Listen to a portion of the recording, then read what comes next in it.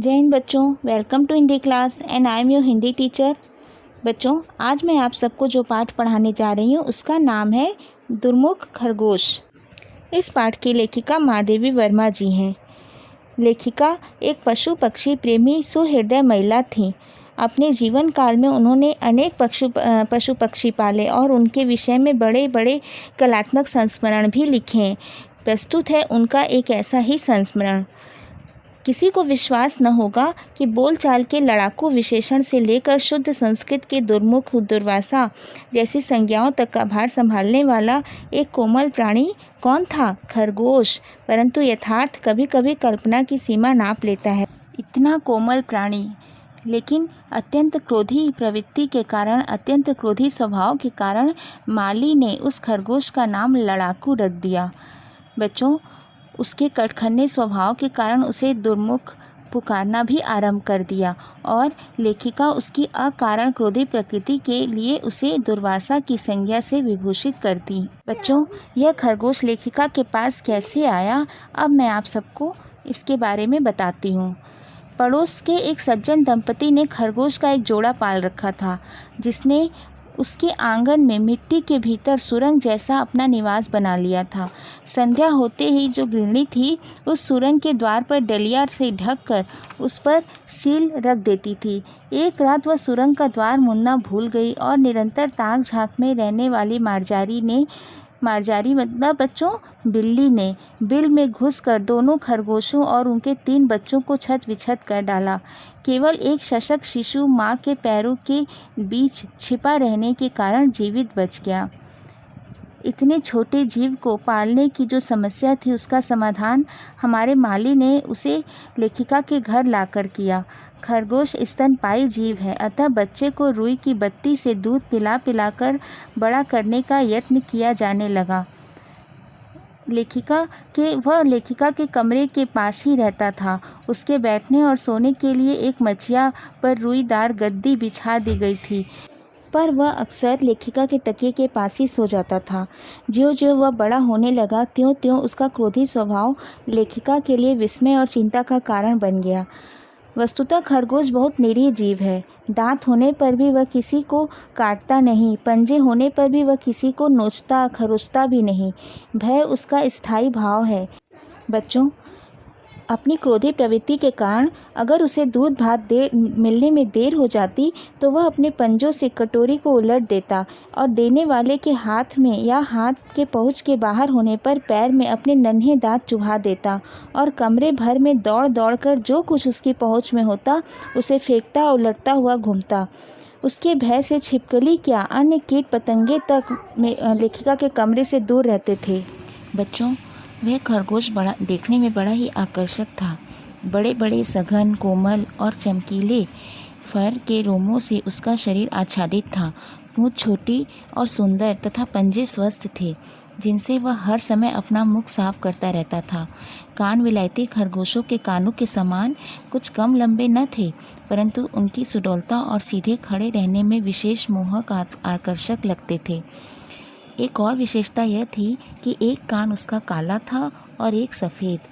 काले कान की ओर की आंखें काली थीं और सफ़ेद कान की ओर की आंखें लाल। बच्चों, सामान्यतः सफ़ेद खरगोशों की आंखें लाल और काले चितकबरों की काली होती हैं, परंतु इस खरगोश की दोनों आँखों ने अपने 2 भिन्न रंगों से उस नियम का अपवाद उपस्थित कर दिया था। आँखों में एक ओर नीलम और दूसरी ओर रूबी का चमकीला मंका जैसे जड़ दिया गया हो। बच्चों, लेखिका के कमरे में स्प्रिंगदार जाली के दरवाजे लगे थे और खिड़कियों में भी जाली थी। अचानक किसी कुत्ते बिल्ली के भीतर आ जाने की संभावना नहीं रहती थी, परंतु जाली के बाहर तो वे प्रायः आकर लेखिका की प्रतीक्षा में खड़े रहते थे। खरगोश न भागता, न कहीं छिपने का प्रयत्न करता, वरन जाली के पास आकर क्रोधित मुद्रा में अपनी दोनों काली लाल आँखों से उन्हें घूरता रहता था। बिल्ली यदि जाली के पार खिड़की पर आकर बैठ जाती तो वह अपने पिछले दोनों पैरों पर खड़े होकर उसे देखता और मुख से विचित्र क्रोध भरा स्वर निकालता। बच्चों, लेखिका के कमरे में दुर्मुख के रहने के कारण अन्य पशु पक्षी अंदर आने से डरने लगे। जब जब दुर्मुख थोड़ा बड़ा हुआ, हिस्ट पुस्ट और चिकना हो गया, तब वह अन्य पशु पक्षियों के साथ जाली घर में रहना उचित समझा। वहाँ आधा फर्श सीमेंट का है और आधा कच्ची मिट्टी का, क्योंकि खरगोश जैसे जीव मिट्टी खोदकर अपने लिए निवास बनाकर ही रहना पसंद करते हैं। पिंजड़े या पक्के फर्श के घर में उनका जीवन स्वाभाविक विकास और उल्लास रुक जाता है।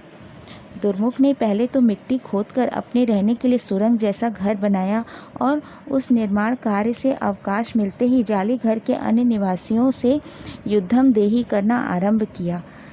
उसके झपटने और काटने के कारण कबूतर, मोर आदि का दाना चुगने के लिए नीचे उतरना कठिन हो गया। वे तब तक अपने अंडों और झूलों पर बैठे रहते जब तक दुर्मुख अपने भोजन से तृप्त होकर सुरंग घर में विश्राम के लिए न चला जाता। कभी कभी तो सुरंग में ही जब उसे अपने प्रतिद्वंदी के नीचे उतरने की आहट मिल जाती, तब वह अचानक उन पर आक्रमण कर किसी की गर्दन और किसी के पैरों में अपने पैने दांत गड़ा देता और वे आर्त स्वर से कोलाहल करते हुए ऊपर उड़ जाते। लेखिका ने दुर्मुख के इस क्रोधी स्वभाव को देखते हुए एक शशक वधू ले आई।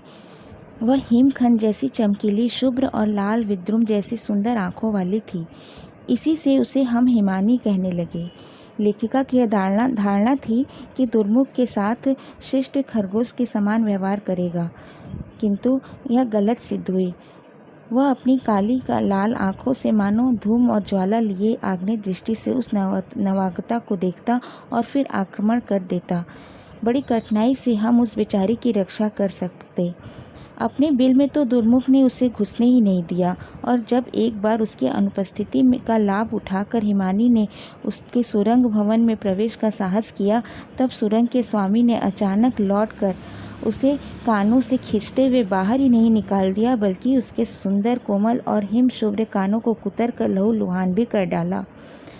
निरुपाय हिमानी ने जब दूसरा बिल खोदकर उसमें कोमल हरी दूब बिछाकर अपना विश्राम कक्ष तैयार किया, तब दुर्मुख उस पर भी अपना अधिकार जमाने के लिए लड़ने लगा। बच्चों, फिर शीत के कुछ मास बीत जाने पर और बसंती ग्रीष्म के लंबे दिन लौट आने पर दुर्मुख की कलह प्रियता में कुछ थोड़ा सा अंतर दिखाई दिया। एक दिन जब हिमानी अपने बिल से 6 शावकों की सेना लेकर निकली, तो जाली घर में ही नहीं, पूरे घर में भी उल्लासोत्सव की लहर बह गई। किंतु दुर्मुख की अकारण क्रोधी प्रकृति उसी तरह बनी रही। वह किसी बच्चे का पाँव चबा डालता तो किसी का कान कुतर डालता और किसी की पीठ पर में घाव कर देता। कदम्ब के फूल से फूले वे कोमल बच्चे रक्त में रंग बिरंगे हो उठते। हिमानी भी अपनी संतान की रक्षा के प्रयत्न में नित्य ही घायल होने लगी। बच्चों, फिर एक दिन क्रोध में दुर्मुख ने 2 शशक शावकों की निर्कोमल गर्दन अपने तीखे दांत से इतनी छत विछत कर डाली कि वे बचाए न बच सके। स्थिति इतनी चिंतनीय हो जाने पर लेखिका ने उसे अलग रखने का निश्चय किया। बड़े जाली घर के पास एक छोटा जाली घर बनाकर उसमें दुर्मुख को स्थानांतरित कर दिया गया, जहाँ से वह देख सबको सकता था, परंतु उन पर आक्रमण करने में असमर्थ था। बच्चों, अपनी इस निर्वासन के कारण दुर्मुख बहुत ही क्रोधित हो गया और वह बड़े जाली घर में जाने के लिए ऐसा प्रयत्न करने लगा कि जिसकी हम कल्पना भी नहीं कर सकते थे। धरती के नीचे ही नीचे उसने एक इतनी लंबी सुरंग खोद डाली जो बड़े जाली घर के भीतर पहुंच गई, और इसी से वह बड़े जाली घर में बिना रोक टोक आने लगा। माली ने बड़े जाली घर में खुलने वाली सुरंग के द्वार पर पत्थर से बंद तो कर दिया, परंतु इससे दुर्मुख का आक्रमण रोकना कठिन था। वह नए नए द्वार बना लेता और जाली घर को जब तब रणक्षेत्र में परिवर्तित करता रहता। उसके बच्चे बड़े हो गए, फिर उनके भी बच्चे बड़े होने लगे, पर उनमें से न कोई दुर्मुख से लड़कर बल में जीत सका और न ही अपत्य स्नेह से उसका हृदय जीत सका। यदि मृत्यु उसे न जीत लेती तो यह क्रम निरंतर चलता रहता। बच्चों, फिर एक दिन दुर्मुख निश्चेष्ट और ठंडा पड़ा है और एक सपोले की पूंछ की ओर का भाग उसके दांतों में दबा हुआ है। सपोले के मुख की ओर का भाग उसके पंजों के नीचे था। बच्चों, क्या आप सबको पता है खरगोश की गंध से सांप आ जाते हैं, क्योंकि वह उसके प्रिय खाद्यों में एक है। संभवतः सांप का बच्चा गंध से जाली के भीतर घुस तो आया, क्योंकि बड़े सांप का तो उस जाली में प्रवेश करना कठिन था। दुर्मुख अपने स्वभाव के कारण ही उस पर झपट पड़ा होगा। वह जाली घर में बने चबूतरे पर भी चढ़ सकता था, जिस पर सांप न चढ़ पाता, और सुरंग से बड़े जाली घर में भी जा सकता था, जहाँ मोरी के कारण सांप न प्रवेश कर पाता। परंतु अपने लड़ाकू प्रवृत्ति के कारण उसने उस सांप को मारकर ही दम लिया। बच्चों, उस सांप के दंशन विष से दुर्मुख तो नहीं बच सका, किंतु उसने मृत्यु से पहले उसने अपने शत्रु के 2 खंड करके अपना प्रतिशोध ले ही लिया। लेखिका ने बड़े जाली घर में उसकी समाधि बना दी। बच्चों, आप सबको जानकर आश्चर्य होगा कि 100 के लगभग खरगोश उस दुर्मुख की प्रजा हैं, परंतु उसकी विशेषताओं की चर्चा आज भी याद की जाती है। लेखिका के माली का आज भी निश्चित मत है कि उस खरगोश पर पहलवान जी की छाया थी, नहीं तो भला कोई खरगोश सांप से लड़कर उसके 2 टुकड़े कर सकता है।